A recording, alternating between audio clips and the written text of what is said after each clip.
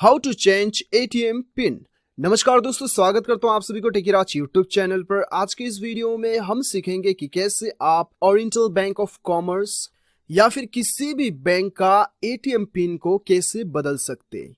तो दोस्तों, जानने के लिए इस वीडियो को शुरू से लेकर अंत तक जरूर देखिएगा और यदि आपने हमारा चैनल को अभी तक सब्सक्राइब नहीं किया है तो चैनल को सब्सक्राइब करके उस बेल आइकन को जरूर दबाइएगा ताकि मेरे हर वीडियो का अपडेट आप तक पहुंचते रहे। तो दोस्तों, चलिए बिना देर के हुए शुरू करते हैं। तो दोस्तों, ये वीडियो पे मैं आपको बताऊंगा दो तरीके से आप अपना एटीएम पिन को चेंज कर सकते हैं।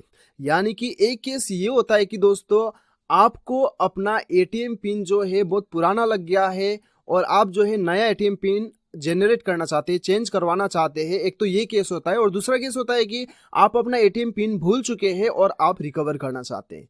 तो ये दो केस में भी आपको क्या करना है वो मैं आपको बताऊंगा। तो सबसे पहले तो हम जानते हैं कि यदि आप जो है अपना एटीएम पिन को चेंज करना चाहते हैं तो वो आप कैसे करते हैं।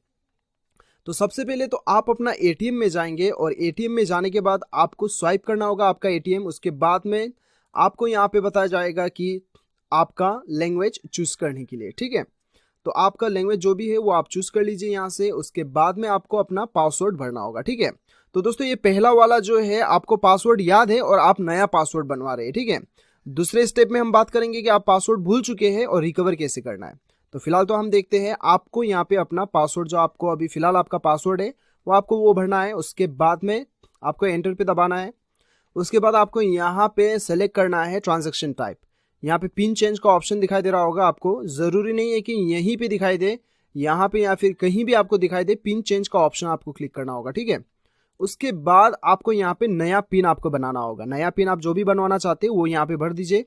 उसके बाद फिर से वो पिन भरिएगा यहाँ पे। उसके बाद एंटर करने के साथ साथ आपका जो है पिन सक्सेसफुली चेंज हो जाएगा। तो दोस्तों, ये तो था आपको पासवर्ड याद ही था और दूसरा आप पासवर्ड बना रहे थे, ठीक है। पिन कोड याद था और नया पिन कोड आपने बना लिया।